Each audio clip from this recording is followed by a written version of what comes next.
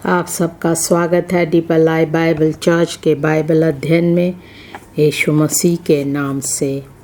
आइए हम प्रार्थना करें। परमेश्वर पिता, हम तेरा धन्यवाद करते आज के बाइबल अध्ययन के लिए। धन्यवाद करते परमेश्वर, जो तूने अपना रास्ता हमें दिखाया है, जो सबसे सही रास्ता है।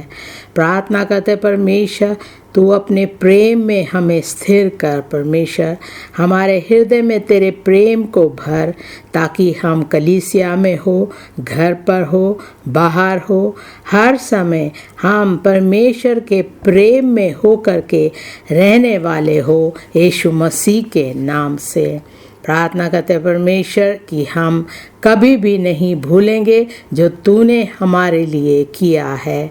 और परमेश्वर, हमें ये बात जानना है कि तेरे प्रेम के बिना हम कुछ नहीं कर सकते, और तेरे प्रेम के बिना जो कुछ हम करते हैं वो तेरे सन्मुख स्वीकार योग्य नहीं है।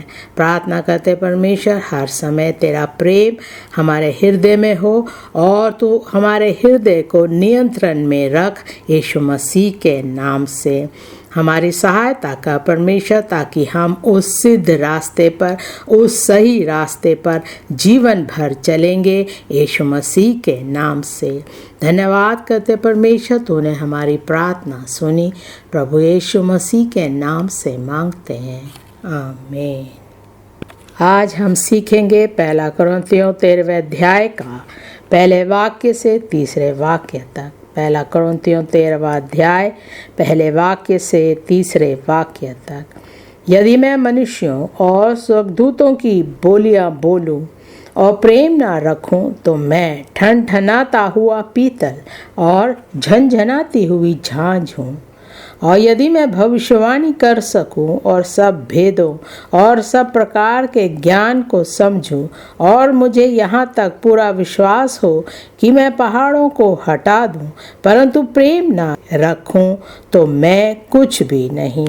यदि मैं अपनी संपूर्ण संपत्ति कंगालों को खिला दूं या अपनी देह जलाने के लिए दे दूं और प्रेम ना रखूं, तो मुझे कुछ भी लाभ नहीं। आज हम इन वचनों से सीखेंगे, और आज का विषय है हृदय में परमेश्वर के प्रेम की प्रधानता। हृदय में परमेश्वर के प्रेम की प्रधानता। परमेश्वर का वचन हमारे दिमाग में या हमारे समझ में हो वो काफ़ी नहीं है। अगर हम परमेश्वर का वचन पूरी रीति से याद कर लेते हैं वो भी काफ़ी नहीं है। परमेश्वर के अनुग्रह के द्वारा जब हम बचाए जाते हैं तो परमेश्वर हमें पूरी तरह से शुद्ध करता है। हमारे हर बुरी बातों को हमारे जीवन से दूर करता है। तब परमेश्वर हमारे हृदय में एक स्वर्गीय प्रेम से भरता है। एक सांसारिक प्रेम नहीं, एक मनुष्य का प्रेम नहीं, लेकिन स्वर्गीय प्रेम से हमें भरता है। ये प्रेम परमेश्वर के अनुग्रह के द्वारा परमेश्वर के पास से हमें मिलता है। ऐसा स्वर्गीय प्रेम हमारे हृदय में रखा जाता है। जो कुछ हम परमेश्वर को देते हैं वो काफ़ी नहीं है, लेकिन जो प्रेम परमेश्वर ने हमारे हृदय में डाला है, जब वो प्रेम हमारे हृदय में होता है, उसका स्थान सबसे प्रधान होता है। जो हमारे जीवन में गुण है, जो हमारे जीवन में हम परमेश्वर की सेवा करते हैं, उन सब से बढ़कर परमेश्वर का प्रेम सबसे बड़ा है। मेरी प्रार्थना है परमेश्वर हमें समझ दे कि सबसे बढ़कर परमेश्वर का प्रेम हमारे हृदय में होना वो ज़रूरी है। हृदय में परमेश्वर के प्रेम की प्रधानता। इस विषय में 3 बातें हैं जो आज हम सीखेंगे। पहला है हृदय में परमेश्वर के प्रेम की प्राथमिकता। हृदय में परमेश्वर के प्रेम की प्राथमिकता। दूसरा, प्रेम रहित हृदय में बेमतलब आकर्षण। प्रेम रहित हृदय में बेमतलब आकर्षण। तीसरा भाग, हमारे हृदयों में मसीह के समान प्रेम होने की प्राथमिकता। हमारे हृदयों में मसीह के समान प्रेम होने की प्राथमिकता। हमारे हृदय में मसीह के समान प्रेम होना चाहिए, परमेश्वर के समान प्रेम होना चाहिए। इसी कारण परमेश्वर ने जगत से ऐसा प्रेम किया कि उसने अपना इकलौता पुत्र दे दिया, ताकि जो कोई उस पर विश्वास करे वो नाश ना हो परंतु अनंत जीवन पाए। उस प्रेम के कारण मसीह सूली पर चढ़ा और अपने आप को पूरे संसार के लिए बलिदान कर दिया। यीशु मसीह के हृदय में इतना प्रेम था, उसी कारण उसने बहुत से बीमारों को चंगा किया, मुर्दों को जिलाया, लोगों के जीवन के परेशानियों को दूर किया। मसीह के हृदय में प्रेम था, इसलिए उसने हर जगह जगह जा कर के सुसमाचार का प्रचार सुनाया।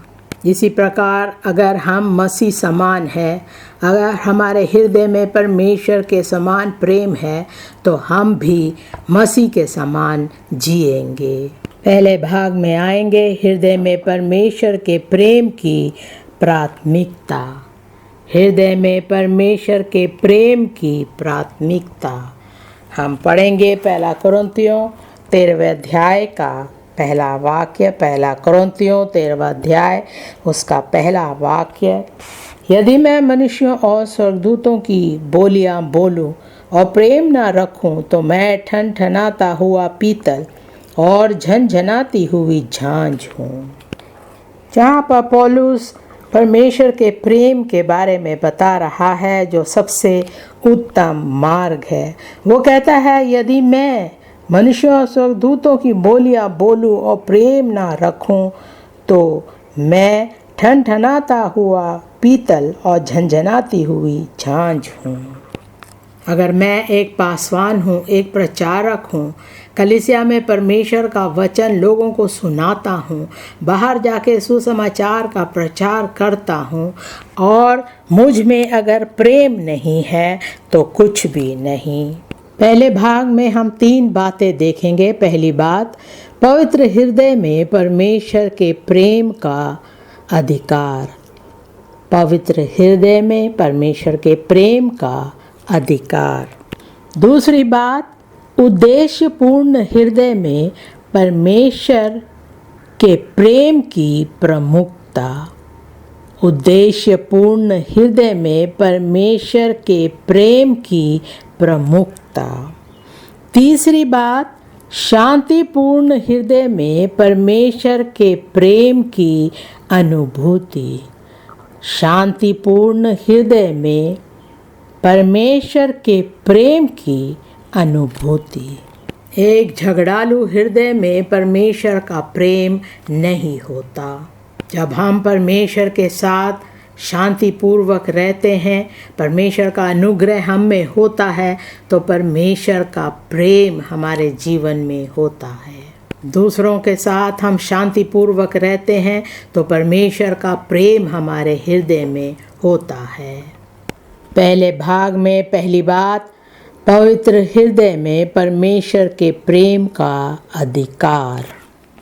1 तीमुथियुस 1 अध्याय उसका 5वां वाक्य। 1 तीमुथियुस 1 अध्याय उसका 5वां वाक्य। आज्ञा का सारांश ये है कि शुद्ध मन और अच्छे विवेक और कपट रहित विश्वास से प्रेम उत्पन्न हो। हमारे हृदय में कपट रहित विश्वास से प्रेम उत्पन्न होना चाहिए। 2 तीमुथियुस 2 का 22वां वाक्य। 2 तीमुथियुस 2 अध्याय का 22वां वाक्य। जवानी की अभिलाषाओं से भाग, और जो शुद्ध मन से प्रभु का नाम लेते हैं उनके साथ धर्म और विश्वास और प्रेम और मेल मिलाप का पीछा कर। परमेश्वर का वचन यहाँ कहता है कि संसारिक प्रेम से दूर हट जा, लेकिन एक शुद्ध मन से परमेश्वर के नाम को लेता रहे और उसके साथ धर्म और विश्वास और प्रेम और मेल मिलाप का पीछा कर। यही परमेश्वर हमसे चाहता है। पहला पतरस पहले अध्याय का 22वें वाक्य से पढ़ेंगे। पहला पतरस पहला अध्याय उसका 22वां वाक्य। अतः जबकि तुमने भाईचारे की निष्कपट प्रीति के निमित्त सत्य के मानने से अपने मनों को पवित्र किया है, तो तन मन लगाकर एक दूसरे से अधिक प्रेम रखो। 23वां वाक्य। क्योंकि तुमने नाशवान नहीं पर अविनाशी बीज से परमेश्वर के जीवते और सदा ठहरने वाले वचन के द्वारा नया जन्म पाया है। आज्ञाकारिता के बिना कोई प्रेम नहीं। अगर हम सचमुच में परमेश्वर से प्रेम करते हैं तो हम उसकी आज्ञा मानेंगे। अगर हम यीशु मसीह से प्रेम करते हैं जो हमारे लिए सूली पर मारा गया, तो सचमुच में हमारे जीवन में प्रेम है। एक पवित्र मन से हमें एक दूसरे से प्रेम रखना है। पवित्र होना बहुत ज़रूरी है। भजन संहिता 24 का 3रा वाक्य। भजन संहिता 24 का 3रा वाक्य। यहोवा के पर्वत पर कौन चढ़ सकता है और उसके पवित्र स्थान में कौन खड़ा हो सकता है? चौथे वाक्य में उसका उत्तर है, जिसके काम निर्दोष और हृदय शुद्ध है, जिसने अपने मन को व्यर्थ बात की ओर नहीं लगाया और ना कपट से शपथ खाई है। एक पवित्र मन से जब हम दूसरों से प्रेम रखते हैं तो ऐसे लोग परमेश्वर के साथ होंगे और परमेश्वर का प्रेम उनके हृदय में होगा। आपको जानना है आपका नया जन्म कब हुआ, कहाँ हुआ, किस प्रकार परमेश्वर ने आपके हृदय को छुआ। तब परमेश्वर का प्रेम आपके हृदय में होगा, क्योंकि आपका हृदय जब आप उद्धार पाते हैं तो पवित्र हो जाता है और परमेश्वर का प्रेम एक पवित्र हृदय में वास करता है। जब आपका नया जन्म होता है तो परमेश्वर आपके हृदय को छूकर पूरी रीति से शुद्ध करता है। हर एक पुरानी बातें आपके जीवन से हट जाती है, पाप आपके जीवन से दूर हो जाता है, आप एक पवित्र जन बनते हैं और परमेश्वर का प्रेम आपके हृदय में होता है। संसार की बातें, शैतान की बातें आपके जीवन से पूरी रीति से चली जाती है और आप एक नई सृष्टि बन जाते हैं। जब वो परमेश्वर का प्रेम आपके हृदय में बना रहता है तो आप स्वर्ग की ओर जाएंगे। पहले भाग में दूसरी बात, उद्देश्यपूर्ण हृदय में परमेश्वर के प्रेम की प्रमुखता। उद्देश्यपूर्ण हृदय में परमेश्वर के प्रेम की प्रमुखता। जो कुछ हम करते हैं एक उद्देश्य को रख के हम उस कार्य को करते हैं। जब हमारे हृदय में प्रेम होता है तो हमारा उद्देश्य भी सही होता है, जिससे परमेश्वर की महिमा होती है। एक ऐसा उद्देश्य जिससे लोग जानते हैं कि परमेश्वर का प्रेम हमारे हृदय में है और हम दूसरों की सहायता करते हैं। अगर हमारे हृदय में प्रेम नहीं तो उस उद्देश्यपूर्ण बात को परमेश्वर स्वीकार नहीं करेगा। जब हमारे हृदय में बुराई, कड़वापन, घृणा है तो परमेश्वर हमें स्वीकार नहीं करेगा, हमारे उद्देश्य को भी स्वीकार नहीं करेगा। व्यवस्था विवरण 10वें अध्याय का 12वां वाक्य। व्यवस्था विवरण 10वें अध्याय का 12वां वाक्य। अब हे इज़राइल, तेरा परमेश्वर यहोवा तुझसे इसके सिवाय और क्या चाहता है कि तू अपने परमेश्वर यहोवा का भय माने और उसके सारे मार्गों पर चले, उससे प्रेम रखे और अपने पूरे मन और अपने सारे प्राण से उसकी सेवा करे। आप कहते हैं आप परमेश्वर के संतान हैं, आप परमेश्वर के मार्गों पर चल रहे हैं, लेकिन आप कभी चिंता नहीं करते कि परमेश्वर आपसे क्या चाहता है। जैसे आपका जीवन पहले था उद्धार पाने से पहले, उसी प्रकार अभी भी जब आपने यीशु मसीह को अपना लिया है, आपका जीवन वैसा ही है। आपका बोलचाल, आपका रहन सहन सब उसी प्रकार है। जिस प्रकार आप लोगों के साथ संबंध रखते थे, उसी प्रकार अभी भी आपका जीवन है। आपके हृदय में कोई उद्देश्य नहीं कि जो कुछ मैं कर रहा हूँ, क्या ये परमेश्वर के सामने योग्य है? क्या यही परमेश्वर मुझसे चाहता है? परमेश्वर चाहता है कि हम परमेश्वर का भय माने, उसके सारे मार्गों पर चले, उससे प्रेम रखें और अपने पूरे मन और अपने सारे प्राण से उसकी सेवा करें। मत्ती 22 का 37वें वाक्य से पढ़ेंगे। मत्ती 22 का 37वां वाक्य। उसने उससे कहा, तू परमेश्वर अपने प्रभु से अपने सारे मन और अपने सारे प्राण और अपनी सारी बुद्धि के साथ प्रेम रख। यीशु मसीह जो हमारा उद्धार करता है, वो हमसे कह रहा है कि तू परमेश्वर अपने प्रभु से अपने सारे मन और अपने सारे प्राण और अपनी सारी बुद्धि के साथ प्रेम रख। अगर सचमुच में हमारा नया जन्म हुआ है, हमने यीशु मसीह को अपनाया है, तो हम इस बात पर ध्यान रखेंगे और उसके मार्गों पर चलेंगे। 38वें वाक्य में लिखा है, बड़ी और मुख्य आज्ञा तो यही है और उसी के समान ये दूसरी भी है कि तू अपने पड़ोसी से अपने समान प्रेम रख। ये ही 2 आज्ञाएं सारी व्यवस्था और भविष्यवक्ताओं का आधार है।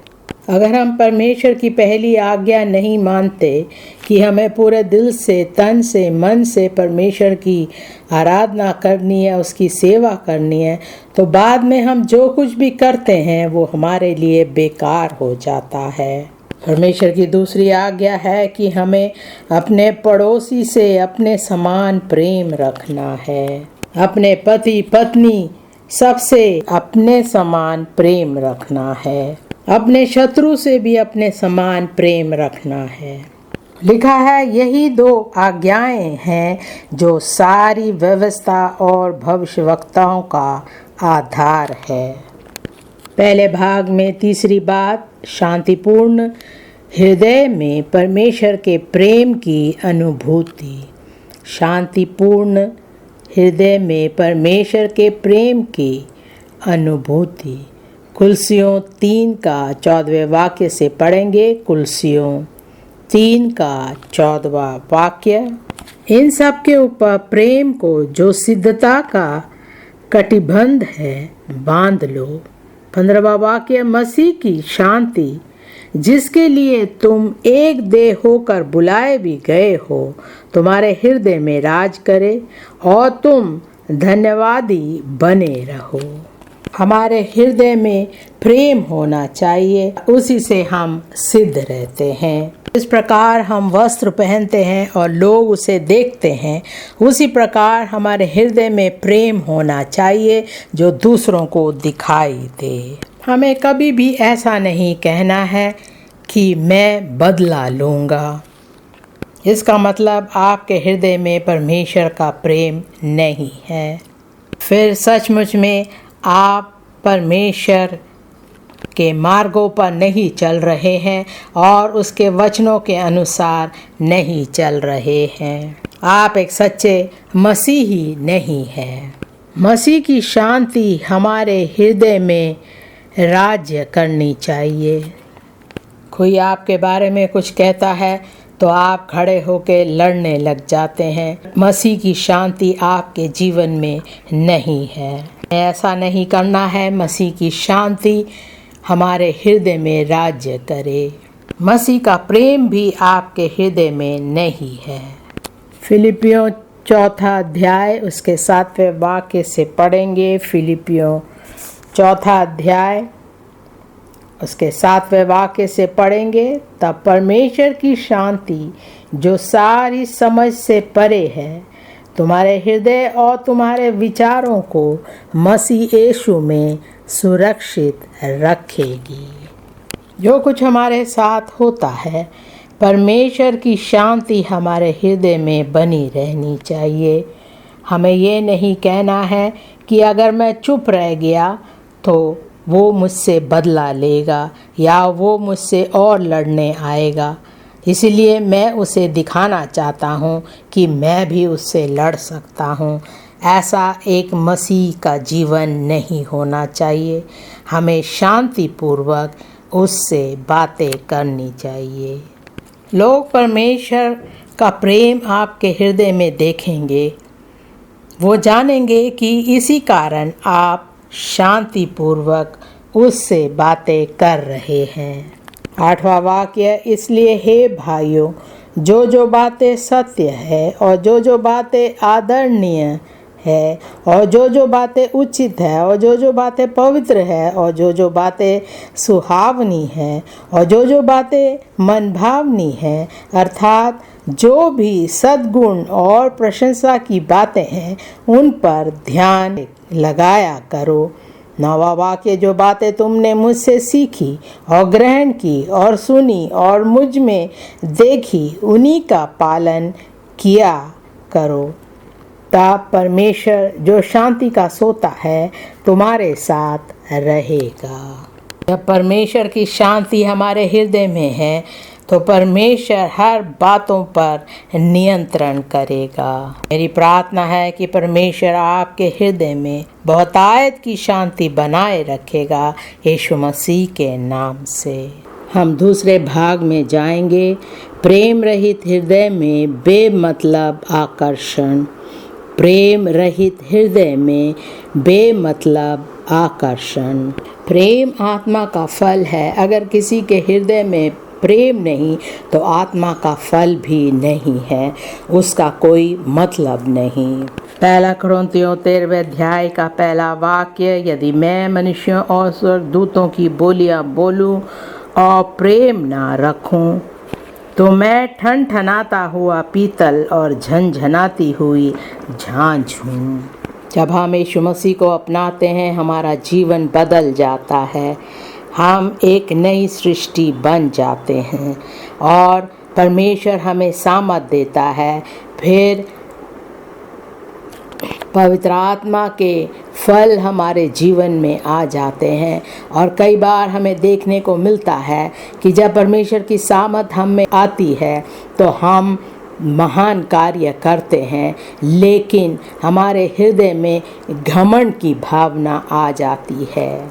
फिर हम एक ठनठनाता हुआ पीतल और झनझनाती हुई झांझ के समान हो जाते हैं। हम देखते हैं कई लोगों में जब पवित्र आत्मा का फल उनके जीवन में होता है तो वो पुरानी बातें भूल जाते हैं। अब वो नम्र नहीं होते, अब उनमें प्रेम नहीं होता, अब वो केवल उस सामर्थ की ओर देखते हैं जो परमेश्वर ने उन्हें दिया है, जो पदवी उनके पास है, जो उनके पास परमेश्वर ने आशीषें दी हैं, उन बातों पर ध्यान देते हैं।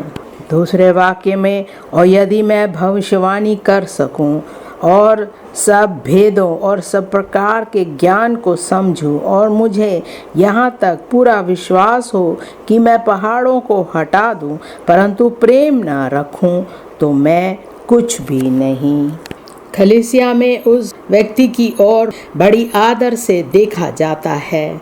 वो समझते हैं कि ये एक पासवान है, परमेश्वर का दास है। ऐसा क्यों होता है? क्योंकि लोग समझते हैं कि उसमें पवित्र आत्मा का वरदान है, वो भविष्यवाणी करता है, वो परमेश्वर के रहस्य की बातें समझता है, उसमें बहुत ज्ञान है, इतना विश्वास है कि हर एक पहाड़ को वो हटा सकता है। लेकिन अगर उसमें परमेश्वर का प्रेम नहीं तो कुछ भी नहीं है। सिमसोन के समान वो सामर्थ दिखा सकता है, लेकिन अगर उसमें प्रेम नहीं तो कोई मतलब नहीं। दूसरे भाग में 3 बातें हम देखेंगे। पहली बात, पारदर्शी प्रेम बिना जुबान। पारदर्शी प्रेम बिना जुबान। दूसरी बात, सुरक्षात्मक प्रेम बिना भविष्यवाणी की घोषणा। सुरक्षात्मक प्रेम बिना भविष्यवाणी की घोषणा। तीसरा है स्वामी के प्रेम बिना पहाड़ों को हटाने वाला विश्वास। स्वामी के प्रेम बिना पहाड़ों को हटाने वाला विश्वास। पहली बात में जाएंगे, पारदर्शी प्रेम बिना जुबान।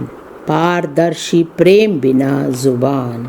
पहला कुरिन्थियों 13वें अध्याय का दूसरा वाक्य हमने पहले ही पढ़ा है कि अगर मैं भविष्यवाणी करूं, अगर मैं सब भेदों की बातों को जानूं, सब प्रकार के ज्ञान को समझूं और मुझ में विश्वास हो पहाड़ों को हटाने के लिए, परंतु प्रेम ना रखूं तो मैं कुछ भी नहीं। याकूब 3 अध्याय का पहला वाक्य। याकूब 3 अध्याय उसका पहला वाक्य, हे मेरे भाइयों, तुम में से बहुत उपदेशक ना बने, क्योंकि जानते हो कि हम उपदेशक और भी दोषी ठहरेंगे। लिखा है, हमें शीघ्र ही उपदेशक बनने की इच्छा नहीं होनी चाहिए। हमें अपने जीवन को पूरी तरह से जांचना है, क्या हम पूरी रीति से सही है, क्या हम में परमेश्वर का प्रेम है, क्या हम दूसरों को परमेश्वर के प्रेम के बारे में सिखा सकते हैं, बता सकते हैं। या आपको लगता है कि दूसरा व्यक्ति उपदेशक बन सकता है तो मैं भी बन सकता हूँ, मैं उससे अच्छा कार्य करके दिखा सकता हूँ, मैं गरीबों की सहायता कर सकता हूँ, मैं दूसरों से प्रेम रखता हूँ। अगर दूसरा व्यक्ति कर सकता है तो उससे बढ़ कर के मैं कर सकता हूँ, ऐसा विचार हमारे हृदय में नहीं होना चाहिए। हम दूसरों से प्रेम करना चाहते हैं तो हमें अपने आप को नियंत्रण में रखना है। हम क्या बोलते हैं, दूसरों के बारे में हम क्या सोचते हैं, हमें ध्यान देना बहुत ज़रूरी है। उसी अध्याय का 5वां वाक्य हम पढ़ेंगे, वैसे ही जीभ भी एक छोटा सा अंग है और वह बड़ी बड़ी ढींगे मारती है। देखो, थोड़ी सी आग से कितने बड़े वन में आग लग जाती है। कई लोग बहुत बातें करते हैं, वो सोचते हैं उनकी बातों से दूसरों को अच्छा लगेगा, यहाँ वहाँ की बातें करते रहते हैं, दूसरों की बातें करते रहते हैं। पूरी दुनिया में क्या हो रहा है, आस पड़ोस में क्या हो रहा है, उसकी चिंता करके बातें करते रहते हैं। ऐसी बातों से कुछ नहीं होता, कुछ भी बदल नहीं सकता। ऐसी बातों में मन लगाने के बजाय हमें प्रार्थना करना ज़रूरी है। उसी का 6वां वाक्य, जीभ भी एक आग है, जीभ हमारे अंगों में अधर्म का एक लोक है और सारी देह पर कलंक लगाती है और जीवन गति में आग लगा देती है और नरक कुंड की आग से जलती रहती है। जो कुछ हमारे जीभ से निकलता है वो प्रेम के द्वारा नहीं है, इस कारण हमारे दूसरे अंगों में भी अधर्म फैल जाता है। हम दूसरों के बारे में बुरी बातें करते हैं, हर समय बोलते रहते हैं, तो अगर वो व्यक्ति उस दशा में मरता है तो वो नरक जाएगा। इसी कारण हमें बहुत सावधान रहना है कि जो कुछ हमारे जीभ से हम बोलते हैं वो परमेश्वर के अनुग्रह के द्वारा हो। हम प्रार्थना करें कि परमेश्वर हमारी जीभ को पूरी तरह से बदल डाले। इस भाग में दूसरी बात, सुरक्षात्मक प्रेम बिना भविष्यवाणी की घोषणा। क्या हमने कभी सोचा है कि हमें दूसरों को भी सुरक्षित रखना है? उनके भावनाओं को, उनकी बातों को हमें सुरक्षित रखना है, उनके उन्नति के बारे में सोचना है। क्या हम उनसे प्रेम करते हैं? कई लोग हर समय अपने बारे में सोचते हैं, अपनी सुरक्षा की बातें करते हैं, दूसरों की सुरक्षा की बातें नहीं करते। हर समय वो दूसरों की बुराइयां करते रहते हैं। उनके हृदय में परमेश्वर का प्रेम नहीं है। जो बुराई वो करते हैं उसका साथ देते हैं। पहला कुरिन्थियों 13वें अध्याय का 2 वाक्य, और यदि मैं भविष्यवाणी कर सकूं और सब भेदों और सब प्रकार के ज्ञान को समझूं और मुझे यहाँ तक पूरा विश्वास हो कि मैं पहाड़ों को हटा दूं, परंतु प्रेम ना रखूं तो मैं कुछ भी नहीं। परमेश्वर चाहता है कि हमारे में परमेश्वर का प्रेम होना चाहिए, जिससे हम दूसरों की सुरक्षा भी कर सके। हम देखेंगे गिनती की किताब 24वें अध्याय का 15वें वाक्य से। गिनती 24 का 15वां वाक्य, फिर वह अपनी गूढ़ बात आरंभ करके कहने लगा, बोर के पुत्र बिलाम की ये वाणी है, जिस पुरुष की आंखें बंद थी उसी की ये वाणी है, ईश्वर के वचनों का सुनने वाला और परम प्रधान के ज्ञान का जानने वाला, जो दंडवत में पड़ा हुआ खुली हुई आँखों से सर्वशक्तिमान का दर्शन पाता है, उसी की ये वाणी है। 17वां वाक्य, मैं उसको देखूंगा तो सही परंतु अभी नहीं, मैं उसको निहारूंगा तो सही परंतु समीप होके नहीं। याकूब में से एक तारा उदय होगा और इज़राइल में से एक राजदंड उठेगा, जो मोआब की सीमाओं को चूर कर देगा और सब दंगा करने वालों को गिरा देगा। तब एदोम और सेराई भी, जो उसके शत्रु हैं, दोनों उसके वश में पड़ेंगे और इज़राइल वीरता दिखाता जाएगा। 19वां वाक्य, और याकूब ही में से एक अधिपति आएगा जो प्रभुता करेगा और नगर में से बचे हुओं का भी सत्यानाश करेगा। हम देखते हैं उसकी भविष्यवाणी बहुत बड़ी थी, लेकिन उसमें परमेश्वर का प्रेम नहीं था। वो केवल पैसों की ओर ध्यान दे रहा था। वो कोशिश कर रहा था किस प्रकार इज़राइल के बच्चों को गिरा सके ताकि परमेश्वर उनसे क्रोधित हो। प्रकाशित वाक्य 2 अध्याय का 14वां वाक्य। प्रकाशित वाक्य 2 अध्याय का 14वां वाक्य, पर मुझे तेरे विरुद्ध कुछ बातें कहनी है, क्योंकि तेरे यहाँ कुछ ऐसे हैं जो बिलाम की शिक्षा को मानते हैं, जिसने बालाक को इज़राइलियों के आगे ठोकर का कारण रखना सिखाया कि वे मूर्तियों पर चढ़ाई गई वस्तुएं खाए और वे विचार करें। यहाँ पर कलीसिया में ऐसे लोग हैं जो अपने आप को धर्मियों के साथ रखते हैं और दूसरों को सिखाते हैं गलत काम करने के लिए। वो दूसरों को परमेश्वर के रास्ते से गिराना चाहते हैं। ऐसे लोगों में कई बार पवित्र आत्मा के दान होते हैं, फल होते हैं, लेकिन वो दूसरों के बारे में नहीं सोचते, क्योंकि उनके हृदय में दूसरों के लिए परमेश्वर का प्रेम नहीं है। अगर उनका अधिकार लोगों पर है और उन्हें गलत रास्ते पर ले जाते हैं, जबकि उनके जीवन में पवित्र आत्मा के दान है, फल है, उसके बावजूद वो नरक की ओर जाएंगे। हमारे जीवन में पवित्र आत्मा के फल होना काफ़ी नहीं है, लेकिन हमारे हृदय में प्रेम होना चाहिए ताकि हम दूसरों की सुरक्षा के बारे में सोचें, दूसरों के बारे में सोचें कि क्या वो गलत रास्ते पर है या नहीं, और उन्हें सही रास्ता दिखाए।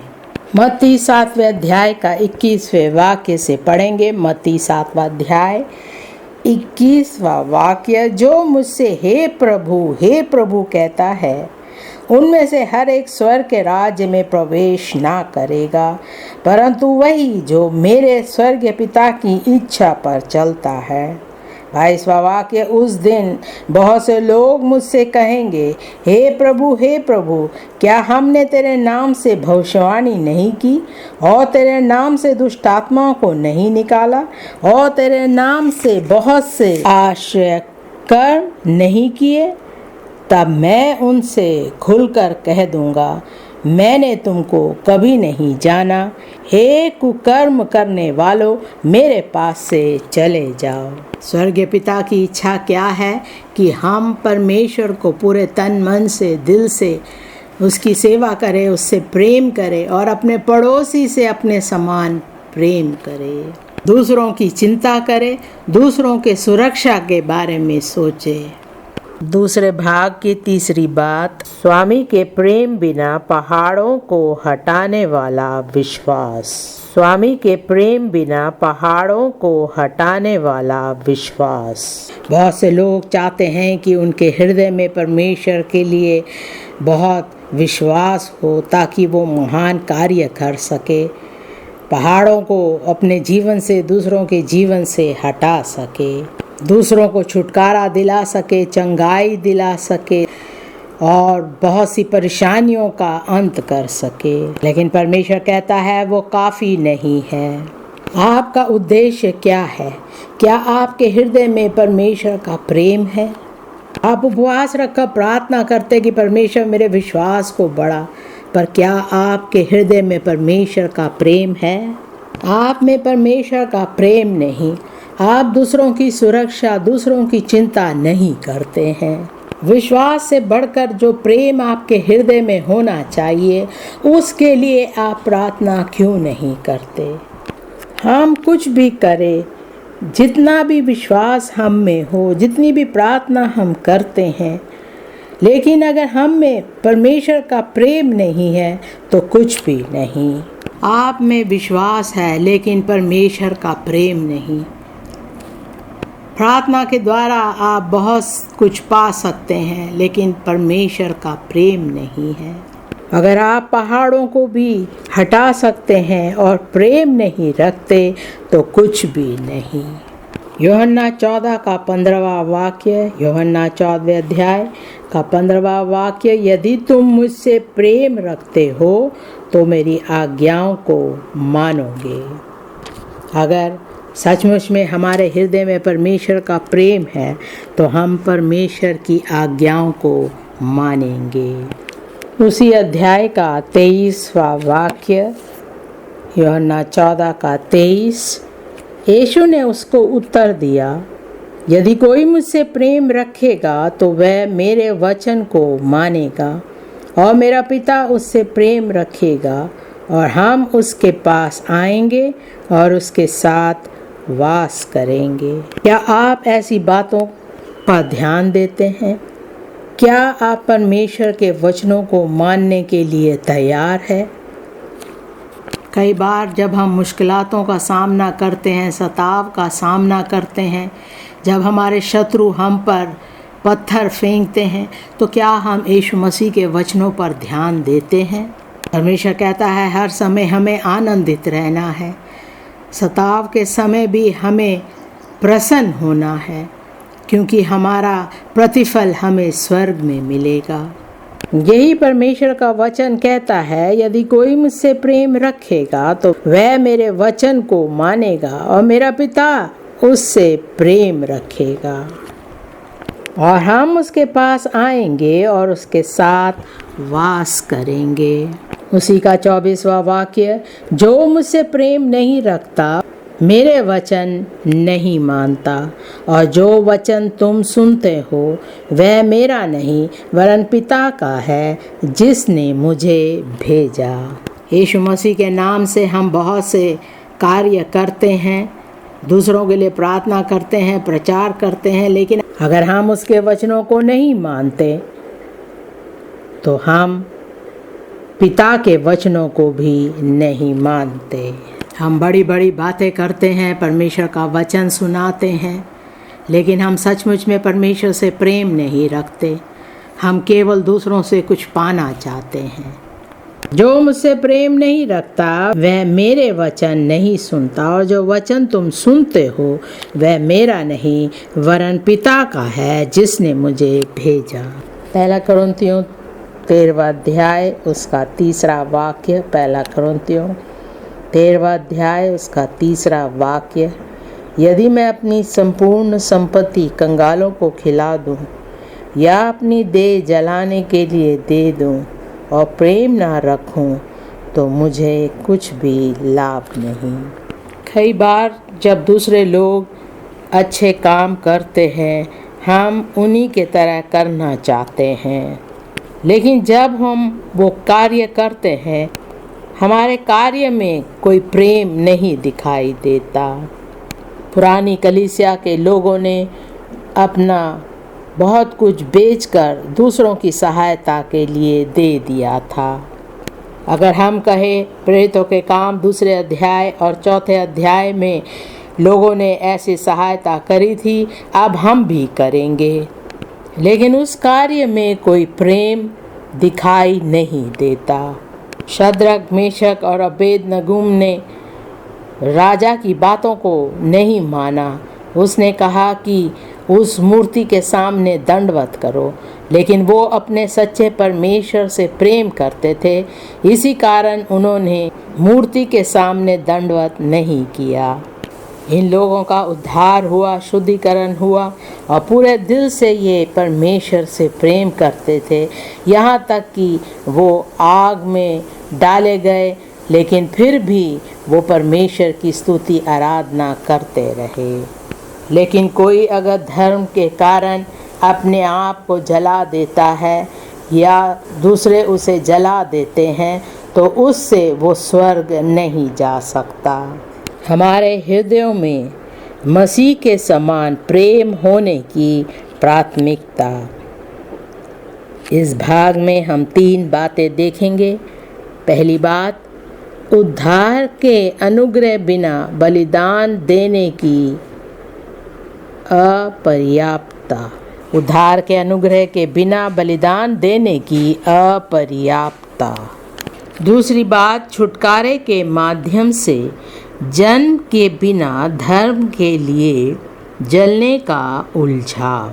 छुटकारे के माध्यम से जन्म के बिना धर्म के लिए जलने का उलझाव। तीसरी बात, आत्मिक दानों के साथ ईमानदारी से अनुग्रह की अनिवार्यता। आत्मिक दानों के साथ ईमानदारी से अनुग्रह की अनिवार्यता। पहली बात में जाएंगे, 2 राजा 10वां अध्याय उसका 16वां वाक्य। 2 राजा 10वां अध्याय उसका 16वां वाक्य। मेरे संग चल और देख कि मुझे यहोवा के निमित्त कैसी जलन रहती है। तब वह उसके रथ पर चढ़ा दिया गया। वो जल्दी से गलत काम कर रहे थे, उन्होंने सोचा नहीं कि क्या हो रहा है। उसी का 31वां वाक्य हम पढ़ेंगे। 2 राजा 10वां अध्याय 31वां वाक्य। परंतु यहू ने इज़राइल के परमेश्वर यहोवा की व्यवस्था पर पूर्ण मन से चलने की चौकसी ना की, वरन यरोबाम जिसने इज़राइल से पाप कराया था उसके पापों के अनुसार करने से वह अलग ना हुआ। उसने उसका साथ दिया ताकि वो पाप कर सके। बिना सोचे समझे अगर हम ऐसे ही कार्य कर लेते हैं और हम में प्रेम नहीं तो वो बेकार हो जाता है। हम दूसरों की सहायता करते हैं, खाने पीने की चीज़ें देते हैं, पैसे देते हैं, लेकिन ये सब काम हम परमेश्वर के प्रेम के द्वारा नहीं करते हैं, हम अपने ही फ़ायदे के लिए करते हैं। ऐसे कामों से परमेश्वर प्रसन्न नहीं होता। हम देखेंगे मत्ती 5वें अध्याय का 20वां वाक्य। मत्ती 5वां अध्याय उसका 20वां वाक्य। मत्ती 5वां अध्याय 20वां वाक्य। क्योंकि मैं तुमसे कहता हूँ कि यदि तुम्हारी धार्मिकता शास्त्रियों और फरीसियों की धार्मिकता से बढ़कर ना हो तो तुम स्वर्ग के राज्य में कभी प्रवेश करने ना पाओगे। जो अच्छे काम हम करते हैं जिससे हमें दूसरों की प्रशंसा मिले, जिससे हमारा फ़ायदा हो, ऐसे कामों से परमेश्वर प्रसन्न नहीं होता।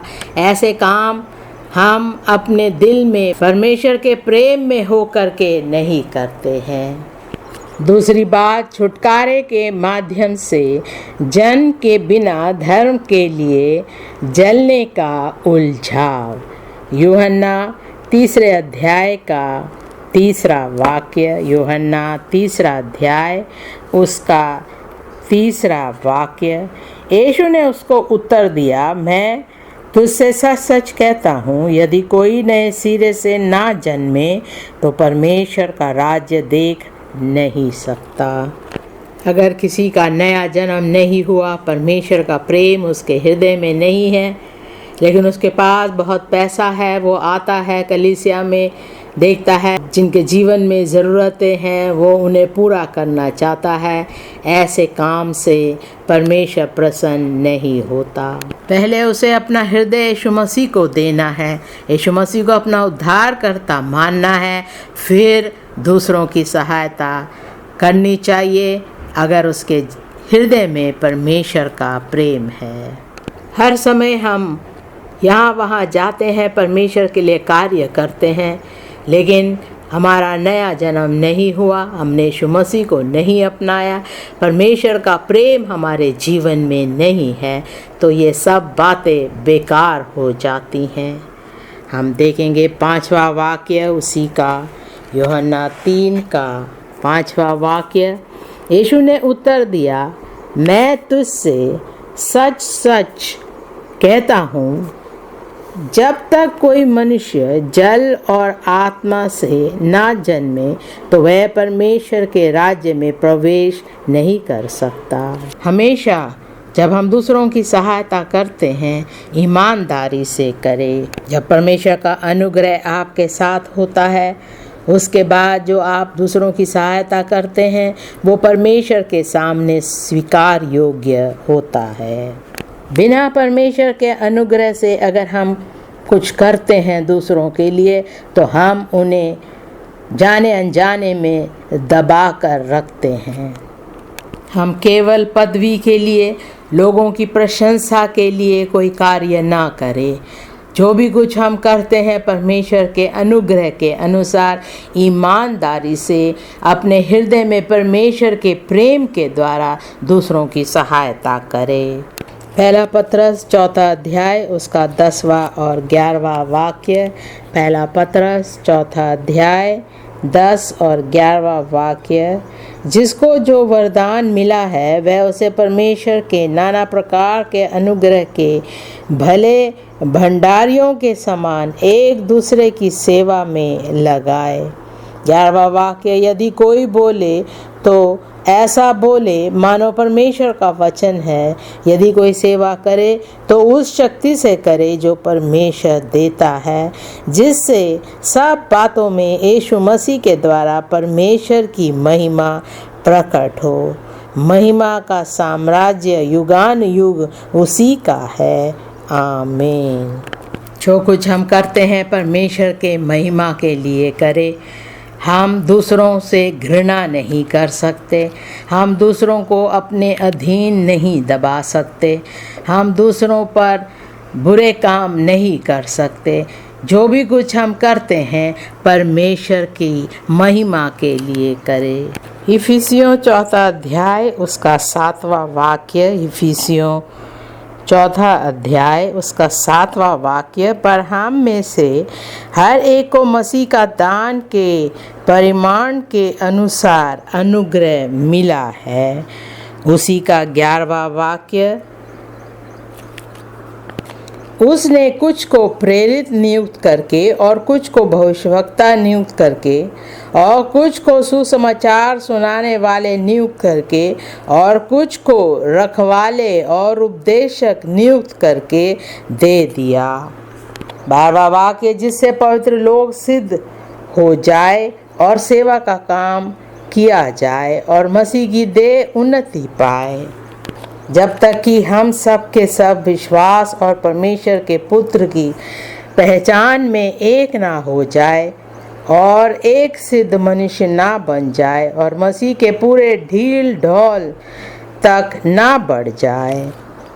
पहला कुरिन्थियों 16वां अध्याय उसके 13वें वाक्य से पढ़ेंगे। पहला कुरिन्थियों 16वां अध्याय 13वां वाक्य, जागते रहो, विश्वास में स्थिर रहो, पुरुषार्थ करो, बलवंत हो, जो कुछ करते हो प्रेम से करो। परमेश्वर का प्रेम हमारे जीवन में होना बहुत ज़रूरी है। आइए हम खड़े हो जाए और प्रार्थना करें।